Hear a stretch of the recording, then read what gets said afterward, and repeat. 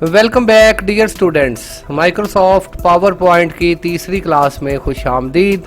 Dear students, आज की इस क्लास के अंदर हम सॉफ्टवेयर का बुनियादी जायज़ा लेंगे। डियर स्टूडेंट्स, पिछली क्लास के अंदर हमने पावर पॉइंट को डाउनलोड और अपने कंप्यूटर में इंस्टॉल कर लिया था। जैसे ही आप माइक्रोसॉफ्ट पावर पॉइंट के ऊपर डबल क्लिक करके इसे ओपन करते हैं तो कुछ इस तरह की इन्वायरमेंट आपके सामने ज़ाहिर होती है। यहाँ पर अगर आप सॉफ्टवेयर के सबसे ऊपर देखें तो यहाँ पर जो है वो सबसे ऊपर नीले रंग की पट्टी आपको नज़र आ रही है, जिसे टाइटल बार कहा जाता है। टाइटल बार के अंदर दरमियान में आपको माइक्रोसॉफ्ट पावर पॉइंट सॉफ्टवेयर का नाम और यहाँ पर प्रेजेंटेशन जो है वो लिखा हुआ नज़र आ रहा है, जो कि डॉक्यूमेंट्स का नाम है। माइक्रोसॉफ्ट पावर पॉइंट के अंदर ज़ाहिर है डॉक्यूमेंटेशन ही जो है वो पावर पॉइंट के अंदर प्रेजेंटेशन ही बनाई जाती है। इस तरफ अगर आप देखें तो यहाँ पर नॉर्मल आपको जर्नल बटन जो है वो नज़र आ रहे हैं। जर्नल बटन की मदद से प्रोग्राम को क्लोज, मिनिमाइज या मैक्सिमाइज वगैरह किया जाता है। अगर इस तरफ देखें तो ये आपको जो छोटे निशान नज़र आ रहे हैं इन्हें क्विक एक्सेस टूल बार कहा जाता है। क्विक एक्सेस टूल बार के साथ आपको छोटा तीर का निशान जो है वो नज़र आता है। इसके ऊपर क्लिक करने से बाकायदा मेन्यू ओपन हो जाता है। किसी भी ऑप्शन के ऊपर क्लिक करके आप इस पर चेक लगा सकते हैं। जैसे आप इसके ऊपर क्लिक करते हैं, एक बटन इस ऑप्शन के हवाले से यहाँ पर अपीयर हो जाता है। इसी तरह अगर किसी और के ऊपर आप चेक लगाते हैं तो उसका बटन भी यहाँ पर आ जाता है। चेक हटाने पर ये बटन यहाँ से ख़त्म हो जाते हैं। तो इस हिस्से को टाइटल बार के अंदर मौजूद इस हिस्से को क्विक एक्सेस टूल बार कहा जाता है। अगर इसके साथ देखा जाए तो यहाँ पर गोल बटन उसी तरह वर्ड एक्सेल की तरह जो है वो मौजूद है, ऑफिस बटन के नाम से। ऑफिस बटन के ऊपर क्लिक करके आप ऑफिस मेन्यू को ओपन कर सकते हैं, जिसके अंदर आपके पास सेव, प्रिंट और जो है वो प्रिंट प्रीव्यू वगैरह की ऑप्शंस मौजूद होती हैं। टाइटल बार के अगर नीचे देखें तो यहाँ पर आपको टैब बार जो है वो नज़र आ रहा है। किसी भी टैब की प्रॉपर्टी यहाँ नीचे प्रॉपर्टी बार में शो हो रही होती है। जैसा कि इस वक्त होम टैब के ऊपर क्लिक है और होम टैब की प्रॉपर्टी यहाँ रिबन के अंदर हमें नज़र आ रही है। अगर आप होम की बजाय इंसर्ट के ऊपर क्लिक करें तो आप देखेंगे कि नीचे मौजूद प्रॉपर्टी जो है वो तब्दील हो गई है। इसी तरह डिज़ाइन है, एनिमेशन है, यहाँ पर मुख्तलिफ़ किस्म के टैब्स मौजूद हैं जिनको सॉफ्टवेयर में पढ़ने के दौरान फ़र्दन हम चेक करेंगे।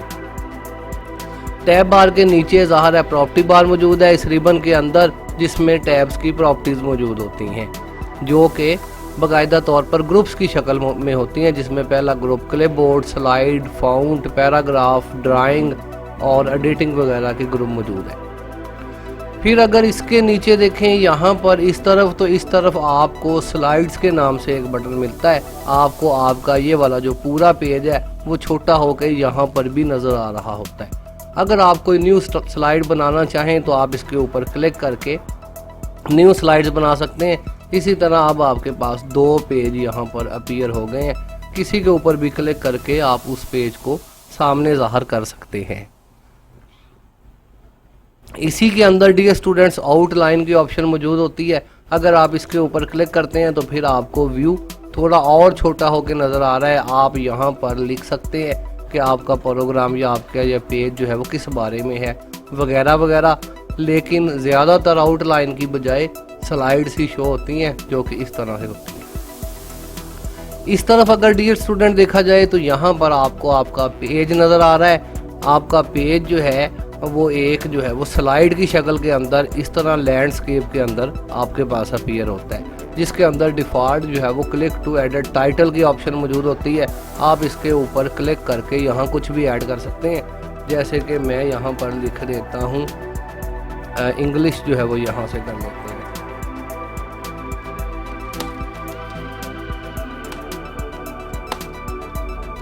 प्राइम कंप्यूटर कॉलेज लिख लेते हैं वगैरह वगैरह। यहाँ पर होएवर आप कुछ भी टाइप कर सकते हैं। देख लेते हैं यहाँ पर रैंडम फार्मूला चलता है या नहीं, चलना तो चाहिए मेरे ख्याल में। इंटर करते हैं तो यहाँ पर हम जो है वो कुछ भी टाइप कर सकते हैं। आप अगर कुछ टाइप करने के बाद इसको यहाँ से पकड़ के ये सारे टेक्स्ट बॉक्सेस हैं इनको यहाँ से ऑपरेट कर सकते हैं। जैसे ही किसी एक स्लाइड को तैयार करने के बाद आप F5 दबाते हैं तो ये अब आपको पूरे पेज के ऊपर ये स्लाइड नज़र आती है। माउस का क्लिक करने से अब आप दूसरी स्लाइड को देख सकते हैं। एस्केप का बटन दबा के आप वापस नॉर्मल बोर्ड पर आ सकते हैं। इसके साथ जो है वो डियर स्टूडेंट्स अगर नीचे देखें तो इस एक स्लाइड या इस एक पेज के नीचे आपको यहाँ पर क्लिक टू ऐड नोट्स के नाम से एक ऑप्शन मिल रही है। आप इसके ऊपर क्लिक करके यहाँ पर भी अपने नोट्स ऐड कर सकते हैं।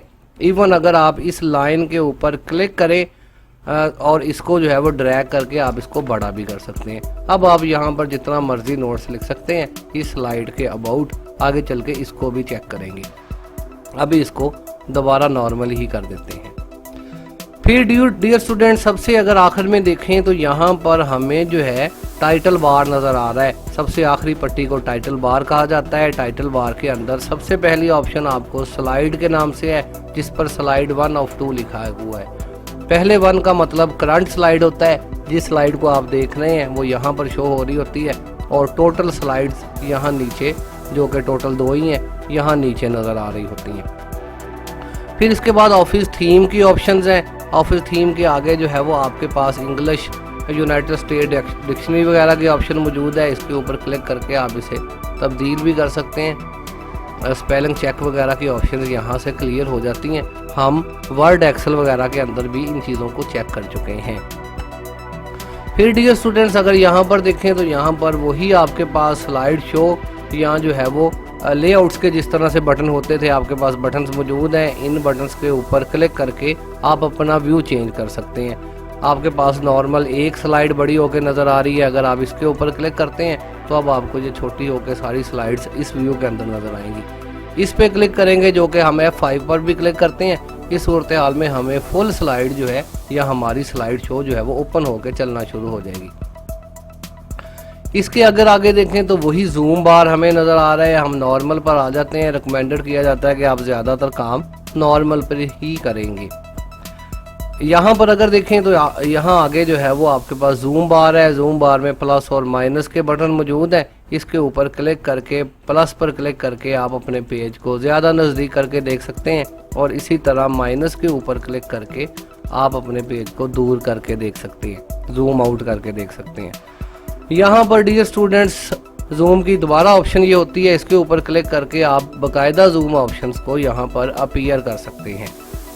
फिलहाल इसको बंद कर देते हैं। यहाँ पर डियर स्टूडेंट्स आपके पास जो है वो स्क्रॉल बार्स की भी ऑप्शन मौजूद है। स्क्रॉल बार की मदद से आप अपने पेज को ऊपर नीचे जो है वो कर सकते हैं। यहाँ से भी आप अपने पेजेस को तब्दील कर सकते हैं। सारी ऑप्शंस ही यहाँ पर जो है वो मौजूद होती हैं। यहाँ पर हमने इस क्लास के अंदर जो है वो सॉफ्टवेयर का बुनियादी जायज़ा लेना था। आप सिर्फ ये अगर आपसे पूछे कि टाइटल बार क्या चीज़ है तो आप बताएंगे टाइटल बार क्या है, ऑफिस बटन क्या है, प्रॉपर्टी बार क्या है, स्लाइड जो है वो हमारे टैब बार्स जो है वो क्या हैं, स्टेटस बार क्या है, स्क्रॉल बार क्या चीज़ है, वगैरह वगैरह। ये हमारे बुनियादी जायज़े के अंदर ये चीज़ें शामिल हैं। तो यहाँ तक जो है वो आपको कम्प्लीटली समझ जो है वो लग गई होगी।